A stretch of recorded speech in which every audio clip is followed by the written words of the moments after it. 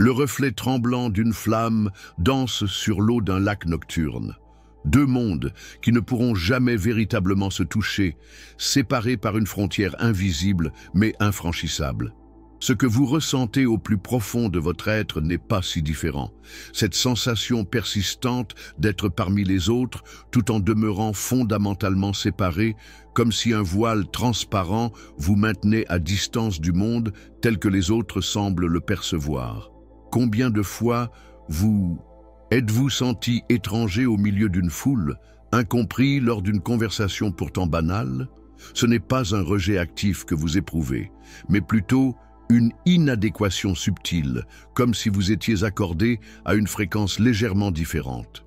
Les autres parlent et agissent selon des codes que vous percevez, mais auxquels vous ne parvenez pas à adhérer pleinement. Leurs préoccupations vous semblent parfois si lointaines, leurs certitudes si étrangères à votre nature profonde.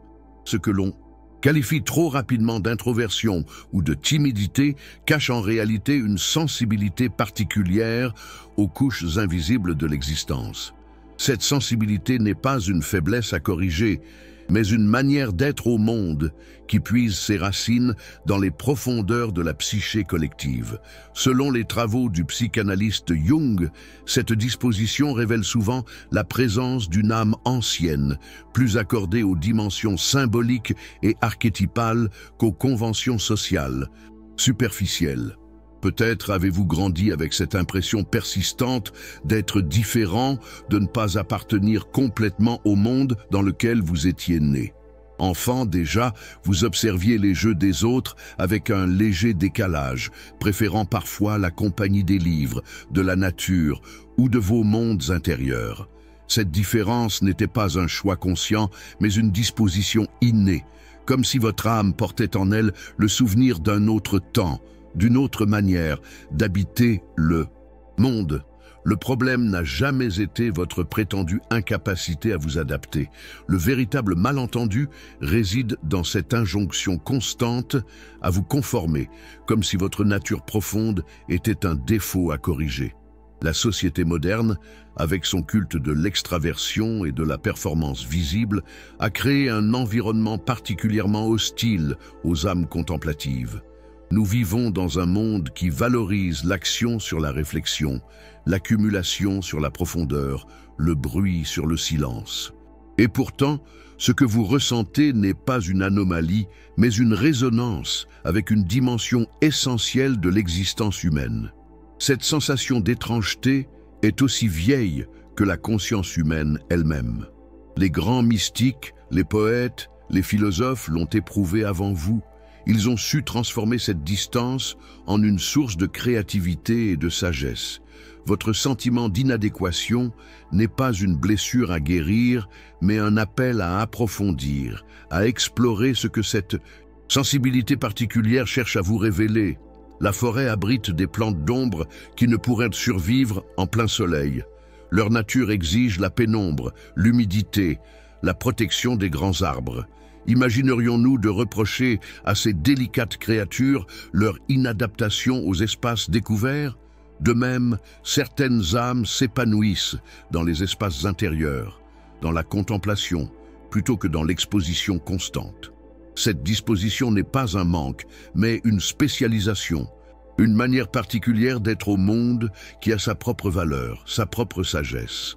Il existe une profondeur dans votre rapport au monde que beaucoup ne peuvent soupçonner. Votre silence n'est pas vide, mais plein, habité par une écoute particulière, une attention aux dimensions subtiles de l'existence.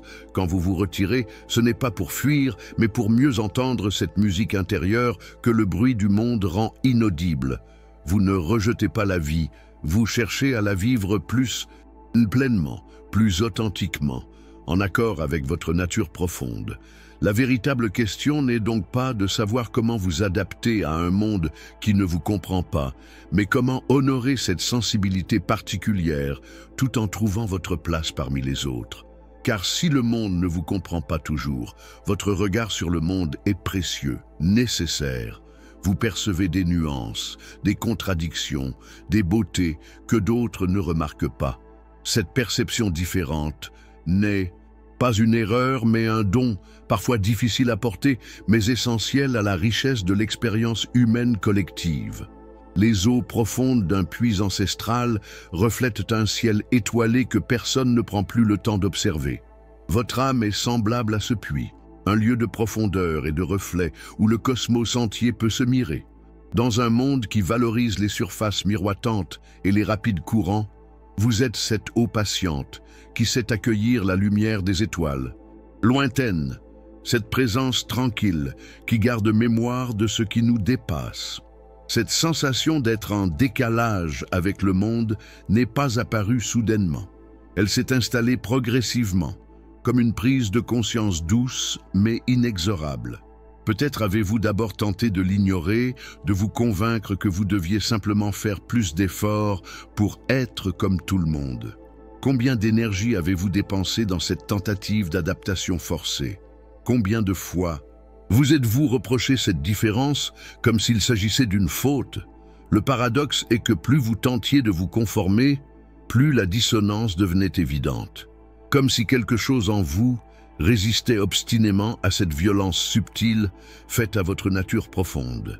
Cette résistance n'était pas un caprice, mais une forme de sagesse intérieure, une fidélité à votre vérité essentielle.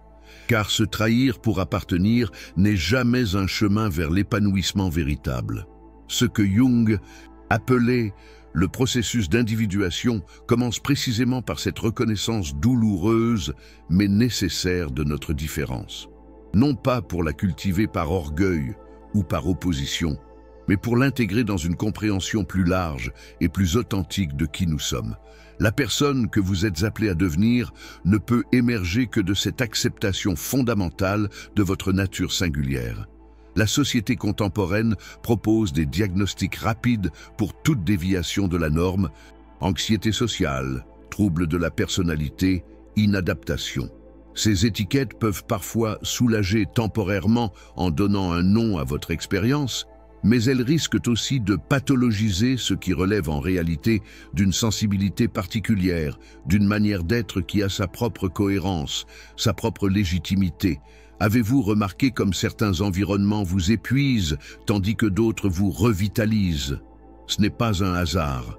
Votre système nerveux, plus réceptif que la moyenne, capte une multitude de signaux, d'énergie, d'intentions que d'autres ne perçoivent pas consciemment. Cette hypersensibilité peut être accablante dans un monde saturé de stimulation, mais elle est aussi ce qui vous permet d'accéder à des niveaux de perception et de compréhension plus subtils. L'âme sensible est comme une harpe éolienne qui vibre au moindre souffle du vent.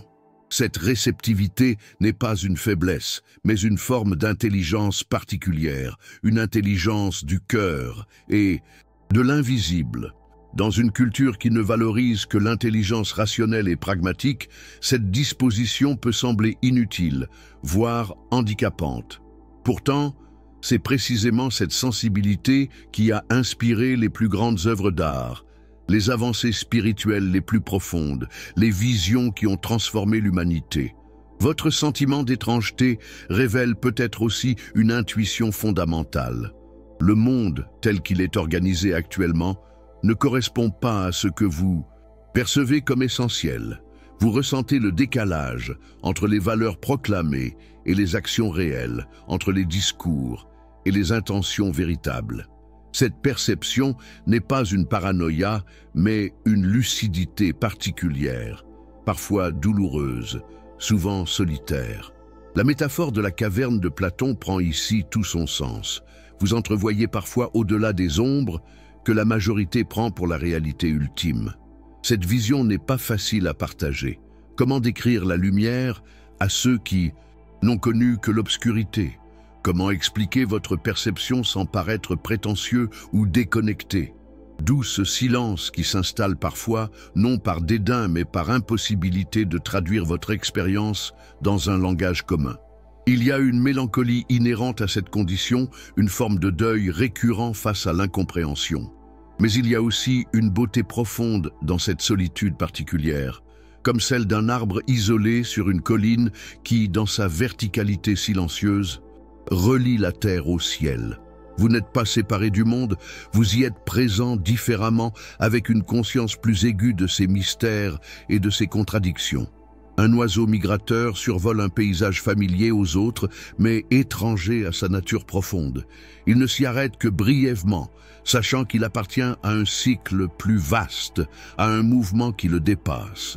Son apparente inadaptation n'est que la manifestation visible d'une fidélité à un appel lointain, à une mémoire inscrite dans ses ailes.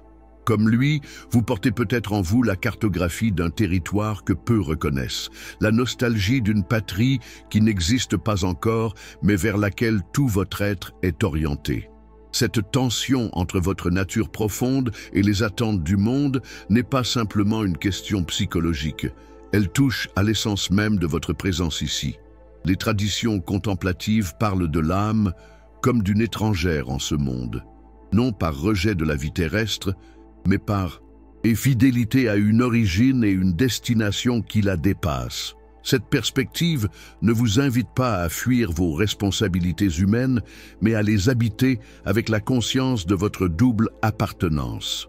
La philosophe Simone Weil évoquait cette condition particulière comme une forme d'exil nécessaire à l'éveil de la conscience.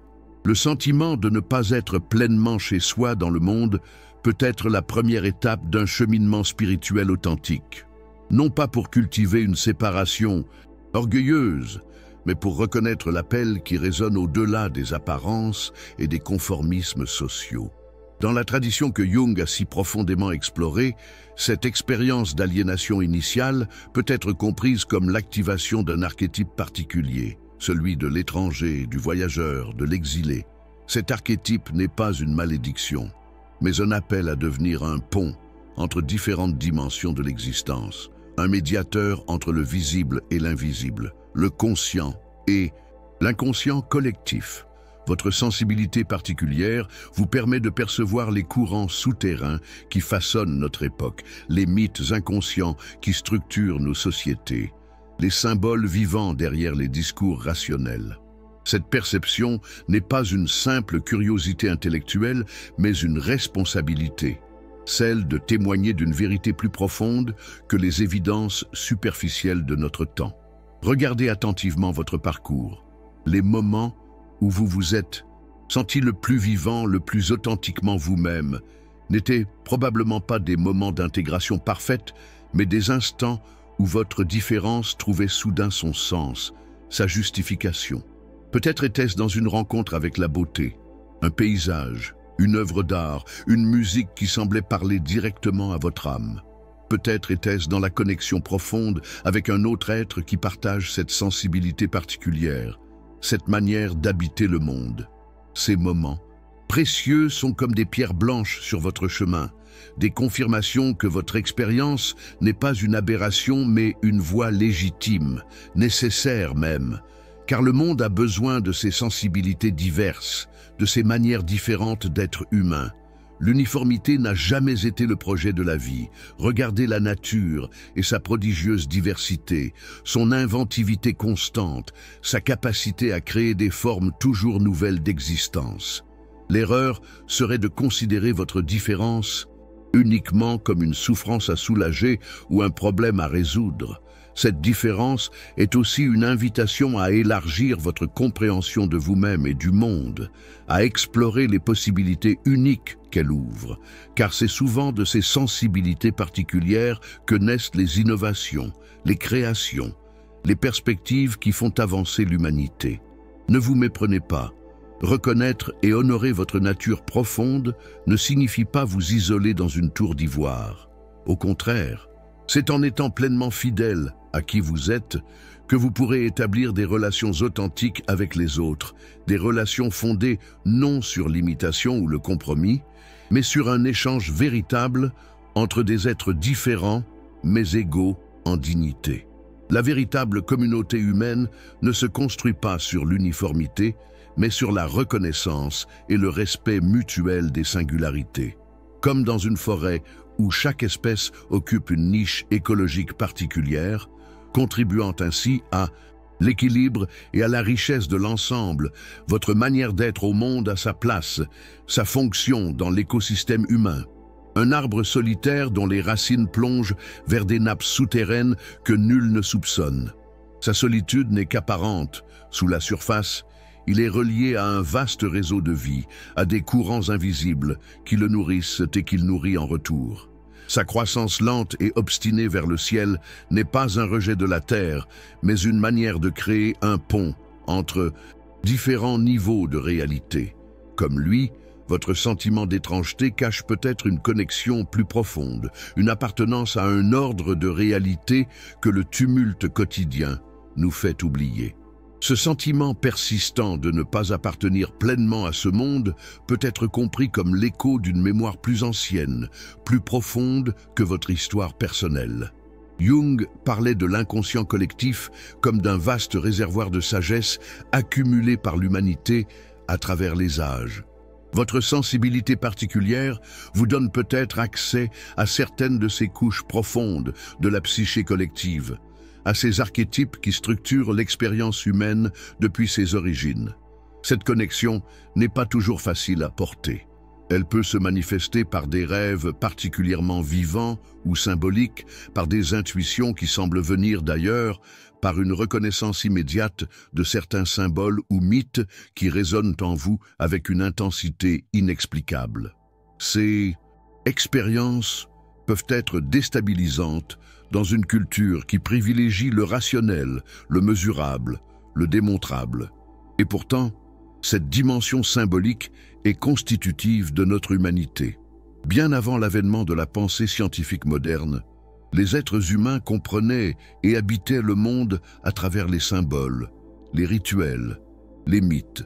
Cette manière de connaître n'a pas disparu avec la modernité. Elle s'est simplement retirée dans les profondeurs de la psyché, continuant d'influencer nos vies d'une manière souvent inconsciente. Votre sensibilité à cette dimension symbolique n'est donc pas une régression ou une faiblesse, mais une forme d'intelligence particulière qui complète et enrichit l'approche rationnelle. Elle vous permet d'accéder à des niveaux de sens et de compréhension que la pure analyse logique ne peut atteindre. C'est cette intelligence symbolique qui a donné naissance aux grandes œuvres d'art, aux intuitions spirituelles profondes, aux visions qui ont transformé notre compréhension de nous-mêmes. Considérez un instant les grands innovateurs, les artistes visionnaires, les penseurs qui ont changé notre perception du monde. Combien d'entre eux se sont sentis, à un moment ou un autre, profondément étrangers à leur époque? Cette distance critique n'était pas un handicap, mais la condition même de leur créativité, de leur capacité à voir au-delà des évidences de leur temps, à imaginer des possibles que leurs contemporains ne pouvaient inconcevoir. Votre sentiment d'inadéquation pourrait donc être la première étape d'un processus créatif plus vaste, d'une contribution unique que vous êtes appelé à apporter. Non pas malgré votre différence, mais précisément grâce à elle, grâce à cette perspective particulière qu'elle vous donne sur le monde et ses mystères. Ce processus demande du courage. Le courage d'assumer votre singularité sans arrogance ni apitoiement, de rester fidèle à votre vérité intérieure sans vous couper des ponts autres, de chercher votre voie sans certitude préalable de la trouver. C'est un chemin exigeant, parfois solitaire, mais profondément transformateur. Sur ce chemin, vous rencontrerez inévitablement l'incompréhension, parfois le rejet. Ces expériences douloureuses font partie du processus d'individuation dont parlait Jung, ce long et difficile apprentissage de ce que signifie être pleinement soi-même dans un monde qui préfère souvent la conformité à l'authenticité. Ces blessures peuvent devenir vos plus grands enseignements si vous les accueillez avec conscience et compassion. Car la véritable sagesse naît souvent de ces fractures, de ces moments où notre vision habituelle du monde se brise pour laisser place à une compréhension plus profonde, plus inclusive. Comme le dit un ancien proverbe, c'est par les fissures que la lumière entre. Vos blessures, votre sentiment d'étrangeté peuvent devenir les fenêtres à travers lesquelles une nouvelle clarté illumine votre existence. Ne vous méprenez pas. Ce chemin n'est pas une fuite dans l'idéal ou l'abstraction. Il s'agit au contraire d'incarner pleinement votre vérité dans la matière même de votre vie quotidienne, de transformer votre différence en un don concret pour vous-même et pour les autres.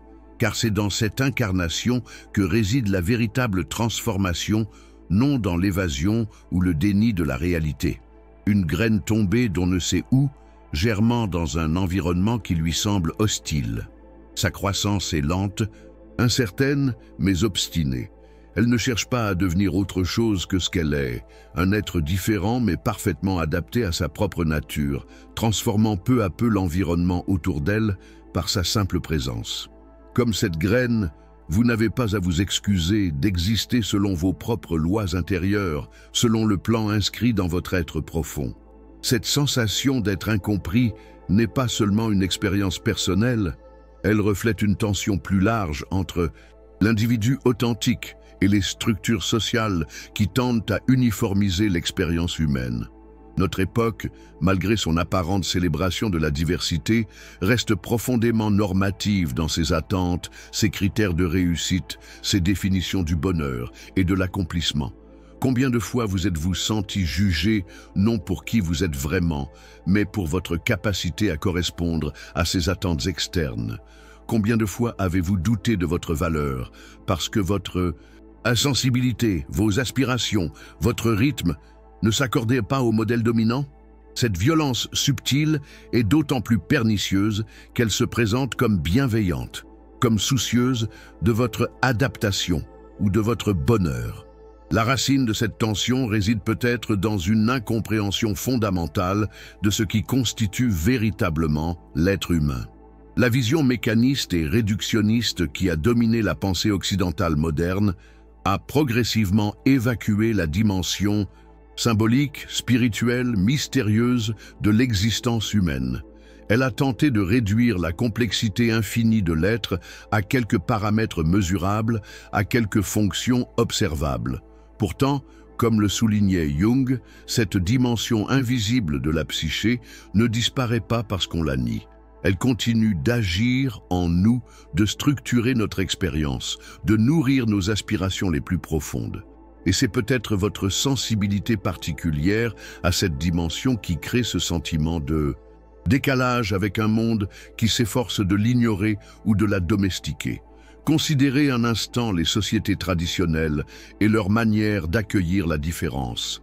L'excentrique, le rêveur, celui qui voit au-delà des apparences, n'y était pas nécessairement rejeté, mais souvent reconnu comme porteur d'un don particulier, d'une perspective nécessaire à l'équilibre de la communauté.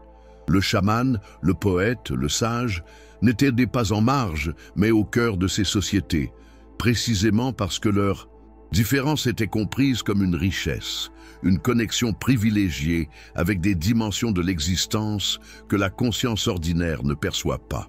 Notre modernité a perdu cette sagesse ancienne. Elle a créé un monde où l'efficacité, la productivité, la conformité sociale sont devenus les critères ultimes de la valeur humaine. Dans ce contexte, votre sensibilité particulière, votre besoin de sens et de profondeur, votre résistance instinctive à la superficialité peuvent sembler anachroniques, inadaptées, problématiques même. Et pourtant, n'est-ce pas précisément cette sensibilité qui vous permet de percevoir les limites de ce modèle, de ressentir intuitivement ses insuffisances, ses contradictions, ses impasses? N'est-ce pas cette perception qui vous pousse à chercher une manière plus authentique, plus profonde d'habiter votre humanité, au-delà des injonctions et des simplifications de notre temps? Cette quête n'est pas un luxe ou une fantaisie, elle est une nécessité vitale pour votre épanouissement. Car l'être humain ne peut se réduire à ses fonctions sociales, à ses performances mesurables, à sa capacité d'adaptation aux normes extérieures. Il y a en chacun de nous une dimension irréductible, une singularité essentielle qui demande à être reconnue, honorée, exprimée. Votre sentiment d'étrangeté est peut-être le signe que vous êtes resté fidèle à cette dimension essentielle malgré les pressions contraires. Cette fidélité n'est pas un échec d'adaptation, mais une forme de courage, de résistance intérieure face aux forces qui voudraient réduire l'humain à ce qui est mesurable, prévisible, contrôlable. Comprendre cela peut transformer radicalement votre perception de vous-même et de votre place dans le monde. Ce qui semblait être une faiblesse ou une inadaptation se révèle être une forme particulière de force, la force de rester fidèle à votre vérité intérieure, malgré les pressions contraires, de préserver cette sensibilité particulière qui est votre don unique au monde. Une source d'eau claire, jaillissant dans un paysage aride, créant autour d'elle un microclimat où une vie différente devient possible. Sa présence n'est pas un défi ou une opposition au désert environnant. Elle est simplement fidèle à sa nature propre, offrant sans calcul ce qui coule en elle. Comme cette source, votre différence n'a pas besoin de se justifier ou de s'imposer. Il lui suffit d'être pleinement ce qu'elle est pour transformer subtilement l'environnement autour d'elle. Ce sentiment d'être incompris par le monde n'est pas une conclusion, mais un point de départ. Il vous invite à un voyage intérieur qui peut transformer profondément votre rapport à vous-même et aux autres. Ce voyage commence par une acceptation fondamentale. Vous n'avez pas à vous excuser d'être qui vous êtes, de ressentir ce que vous ressentez, de percevoir ce que vous percevez. Cette acceptation n'est pas une résignation passive, mais le fondement d'une action plus authentique, plus alignée avec votre vérité profonde. Car c'est seulement en partant de ce que vous êtes réellement et non de ce que vous croyez devoir être que vous pouvez trouver votre juste place, votre contribution unique au monde. Le processus d'individuation dont parlait Jung n'est pas un parcours linéaire ou prévisible. Il implique des moments de doute, de confusion, parfois même de désespoir. Il vous confronte à vos ombres, à vos contradictions intérieures, à ces aspects de vous-même que vous avez appris à rejeter ou à dissimuler pour correspondre aux attentes extérieures. Mais ce processus est aussi ponctué de moments de grâce, de ces instants où vous vous sentez soudain profondément aligné avec vous-même et avec le monde, où la distinction entre intérieur et extérieur s'estompe dans une expérience de présence totale. Ces moments peuvent survenir dans la contemplation d'un paysage, dans une connexion authentique avec un autre être, dans l'acte créatif, dans le silence méditatif. Ces expériences ne sont pas des évasions de la réalité, mais des aperçus d'une réalité plus vaste, plus inclusive que celle que notre conscience ordinaire perçoit. Elle vous rappelle que votre sentiment d'étrangeté n'est pas une aberration, mais peut être le signe d'une appartenance plus profonde, d'une connexion avec des dimensions de l'existence que la culture dominante a oubliées ou négligées. Cette perspective peut transformer radicalement votre relation au monde. Au lieu de vous sentir exclu ou rejeté, vous pouvez commencer à percevoir votre différence comme une position particulière, une perspective unique qui vous donne accès à des vérités, des beautés, des possibilités que d'autres ne peuvent voir de là où ils se tiennent. Cette position n'est pas supérieure ou inférieure, elle est simplement différente, nécessaire à la richesse de l'expérience humaine collective. Comme chaque instrument dans un orchestre contribue par sa sonorité unique à l'harmonie de l'ensemble, votre sensibilité particulière est une note essentielle dans la symphonie humaine, une couleur irremplaçable dans le tableau toujours inachevé de notre humanité commune. Cette compréhension peut progressivement apaiser ce sentiment douloureux d'être fondamentalement séparé des autres. Car si votre expérience est unique, la condition humaine elle-même est universelle. Nous sommes tous, à des degrés divers, des étrangers en ce monde, des êtres complexes cherchant à comprendre notre place dans un univers qui nous dépasse. Cette conscience de notre commune condition peut être le fondement d'une solidarité plus profonde, d'une compassion qui transcende les différences superficielles pour reconnaître en l'autre un compagnon de voyage sur ce chemin mystérieux de l'existence humaine. Votre sensibilité particulière, votre perception aiguë des contradictions et des souffrances du monde n'est pas une malédiction, mais un appel à une conscience plus large, plus inclusive. Elle vous invite à développer cette capacité rare d'être pleinement présent à votre propre expérience tout en restant ouvert à celle des autres, de maintenir cette tension créatrice entre votre singularité irréductible et votre appartenance fondamentale à la communauté humaine. Ce chemin n'est pas facile. Il demande du courage, de la patience, une vigilance constante face aux forces intérieures et extérieures qui voudraient vous ramener vers la conformité, la simplification, la négation de votre vérité essentielle. Mais c'est un chemin qui peut transformer votre sentiment d'étrangeté en une source de créativité, de compassion, de sagesse. Car ce que vous percevez comme une inadéquation peut être en réalité une forme particulière d'adéquation, non pas avec les attentes superficielles du monde, mais avec une vérité plus profonde, une possibilité d'être humain qui cherche à s'incarner à travers vous, à travers votre sensibilité unique, votre perspective irremplaçable. Une constellation lointaine dont la lumière voyage à travers l'immensité froide de l'espace pour finalement toucher la rétine d'un observateur solitaire.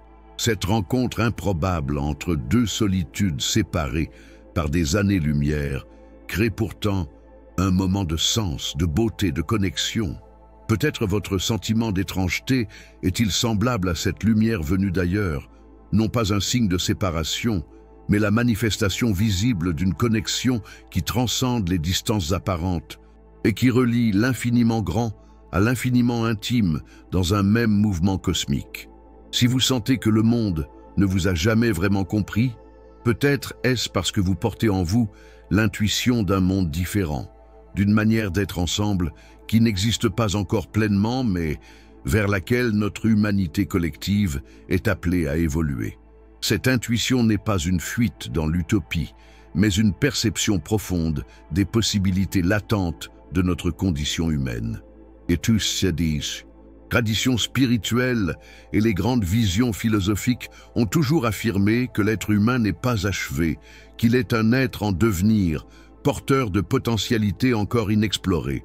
Votre sensibilité particulière, votre difficulté à vous adapter aux normes dominantes, pourraient être les signes que vous êtes en résonance avec ces possibilités émergentes, avec ces dimensions de notre humanité qui cherchent à s'incarner à travers les brèches d'un monde ancien.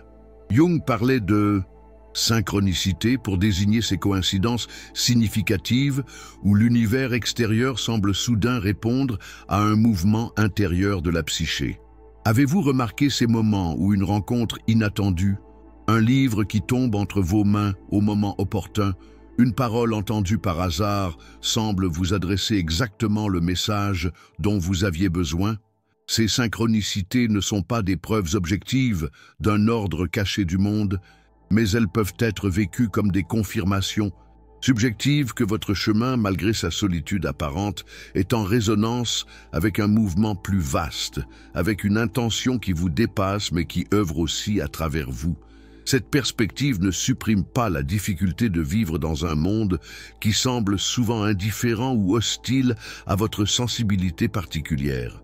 Mais elle peut transformer le sens que vous donnez à cette difficulté.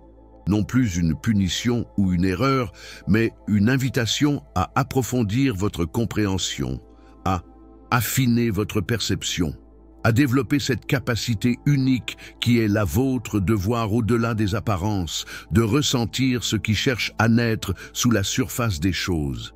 Car ce sentiment d'étrangeté qui vous accompagne n'est peut-être pas le signe que vous n'appartenez pas à ce monde, mais plutôt que vous appartenez à ce monde d'une manière particulière, avec une tâche spécifique que vous seul pouvez accomplir, précisément grâce à cette sensibilité qui est la vôtre. Cette tâche n'est pas nécessairement spectaculaire ou visible. Elle peut consister simplement à maintenir vivante, à travers votre être et votre présence, une qualité d'attention, une profondeur, une fidélité à l'invisible qui sont essentielles à l'équilibre de notre monde, même si leur valeur n'est pas toujours reconnue ou comprise.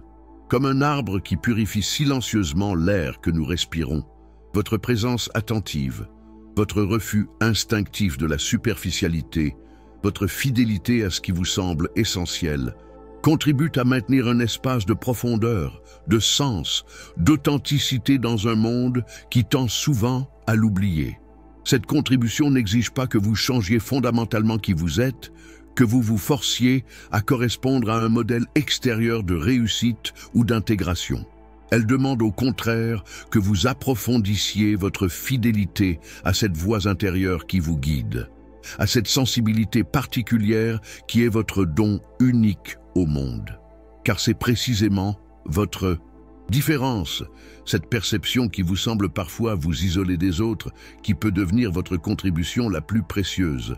Dans un monde dominé par l'uniformité, le conformisme, la peur de l'inconnu, votre regard différent, votre manière singulière d'habiter votre humanité sont des rappels essentiels de la diversité fondamentale de l'expérience humaine, de sa richesse irréductible à tout modèle standardisé.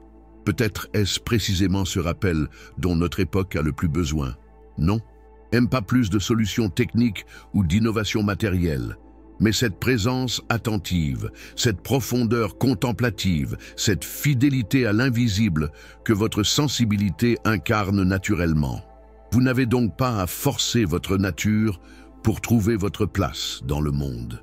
Votre tâche est peut-être simplement d'approfondir cette nature, de la clarifier, de la purifier des distorsions que la peur, le doute, le jugement ont pu y introduire, pour qu'elle puisse rayonner plus librement et plus pleinement à travers votre être et votre action. Ce processus d'approfondissement et de clarification est l'œuvre de toute une vie. Il implique des moments de solitude, de retrait, de contemplation. Non pas pour fuir le monde, mais pour revenir vers lui avec un regard plus clair, un cœur plus ouvert, une présence plus authentique.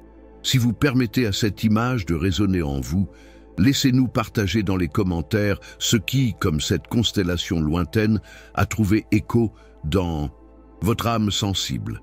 Peut-être était-ce cette idée que nous ne sommes pas des inadaptés, mais des âmes anciennes, ou ce sentiment d'être incompris non par manque, mais par excès de perception.